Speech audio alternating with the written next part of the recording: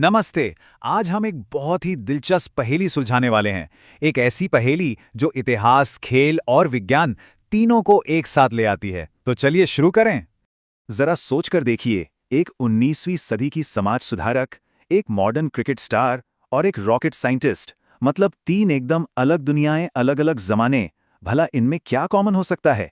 यही तो आज का हमारा सवाल है। चलिए पता लगाते हैं। स्क्रीन पर देखिए, ये फील्ड्स एक दूसरे से कितने कितने अलग हैं। एक तरफ समाज सुधार, दूसरी तरफ प्रोफेशनल स्पोर्ट्स और तीसरी तरफ एरोस्पेस इंजीनियरिंग। मतलब दूर दूर तक कोई लेना देना नहीं लगता। पहली नज़र में तो कोई भी कहेगा कि इनका आपस में कोई कनेक्शन हो ही नहीं सकता। तो ठीक है, अपनी पहेली का पहला टुकड़ा उठाते हैं और ये हैं सावित्री बाई फुले।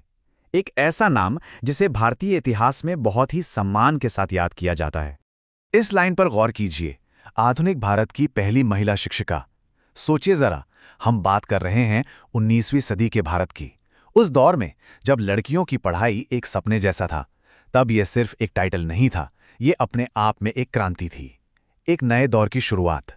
और उनका काम सिर्फ स्कूल खोलने तक ही नहीं रुका। उन्होंने महिलाओं के अधिकारों के लिए आवाज उठाई।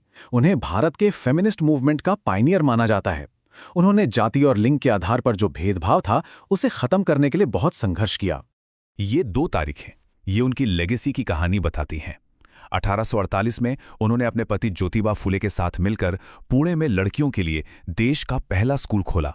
सोचिए कितना बड़ा कदम था ये।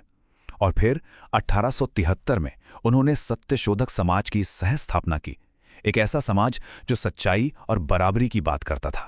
तो ठीक है, पहेली का पहला पीस हमें मिल गया है, सावित्रीबाई फुले। अब चलिए एक बिल्कुल ही अलग दुनिया में चलते हैं। देखते हैं ये पहेली और कितनी मजेदार होती है।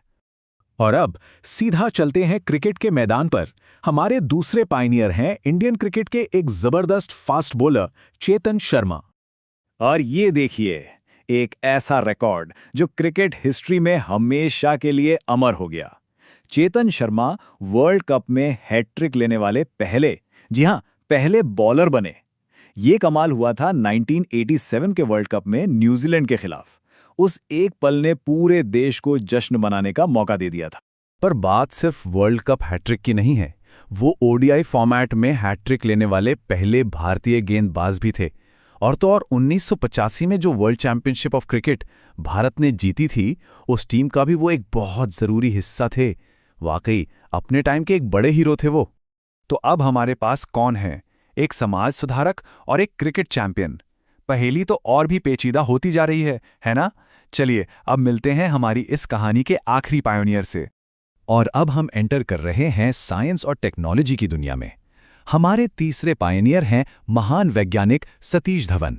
सतीश धवन को भारत में एक्सपेरिमेंटल फ्लूइड डायनामिक्स रिसर्च का जनक कहा जाता है। अब ये सुनने में थोड़ा टेक्निकल लगता है ना? आसान भाषा में समझें तो उन्होंने उस साइंस की नींव रखी जिससे हमें ये पता चलता है कि रॉकेट और प्लेन हवा में कैसे उड़ते हैं। मतलब उनकी लेगेसी बहुत बहुत बड़ी है। और उनका असर कितना गहरा था, वो आप यहां देख सकते हैं। उन्होंने 1972 से 1984 तक पूरे 12 साल तक इसरो को लीड किया।